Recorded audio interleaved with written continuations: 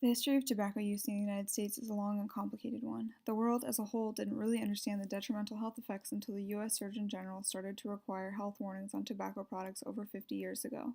There's been a steady decline in tobacco usage ever since. However, more aggressive anti smoking campaigns have helped see the total smoker population decrease more rapidly since 1995. Here we see the total U.S. population in 1995 come in at about 266 million people, with 21% of the population, or 51 million people, being designated as quote unquote smokers. By 2010, with a total U.S. population of 309 million, the number of smokers has decreased to roughly 34 million smokers, or 14% of the total population. Historically, more men have been smokers than women. Out of the total population in 1995, 22% of men and 20% of women identified as smokers in comparison to 17% of men and 14% of women in 2010.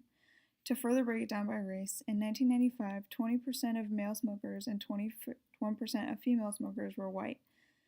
That decreased to 16% and 15% respectively in 2010. To continue that train of thought, 20% of male smokers were Hispanic and 13% of female smokers were Hispanic in 1995. Those percentages also reduced in 2010 to 13% and 5% respectively.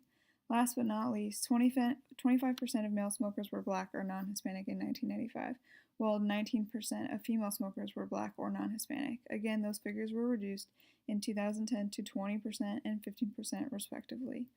Overall, it is obvious that the anti-tobacco campaigns are working and that overall American tobacco usage is decreasing.